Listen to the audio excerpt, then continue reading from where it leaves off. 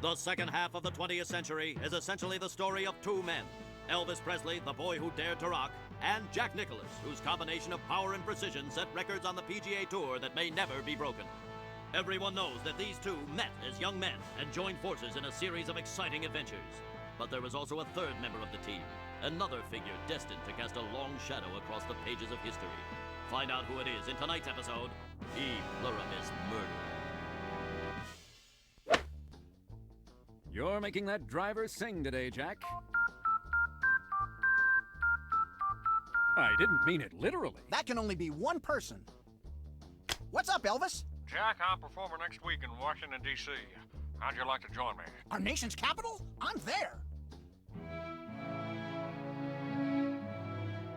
This is a mighty special moment for a sharecropper's son from Tupelo. And a pharmacist's son from Columbus. And a rum runner's son from Boston. I don't believe I've ever heard our nation's core values expressed quite so movingly. I'm Senator John F. Kennedy. A senator? You're just a few years older than us. Well, my daddy bought bootleg whiskey from your father. I'm Elvis Presley, and this is... Oh, I recognize one of our country's top junior golfers. You know, I'm quite a linksman myself. Just the other day, I shot a 7 bucket. Whoever emancipated this head was taking aim at you, Senator Kennedy. Dead aim. It'll take a lot more than that to kill me. I'm planning to go off to the presidency in 1960. This attack could have come from someone who wants the same thing.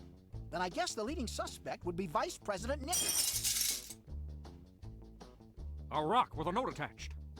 What's it say? Meet me across the street from the White House at midnight. That's a dangerous neighborhood. What do you say, John? The same thing I said when a Japanese destroyer ran PT-109. Let's get out of here.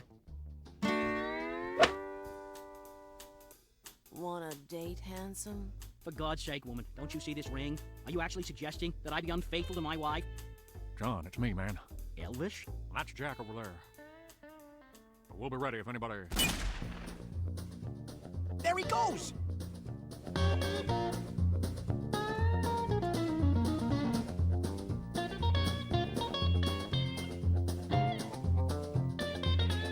He's getting away! Maybe not.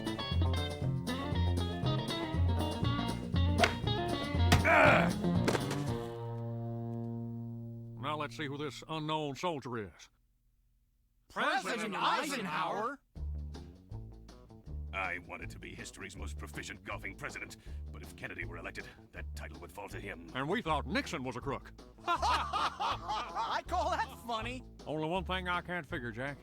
How'd you get the ball to curve like that? Simple, Elvis. To bend the ball around a tree or national monument, just take your normal stance, then open the club face to apply left to right side spin.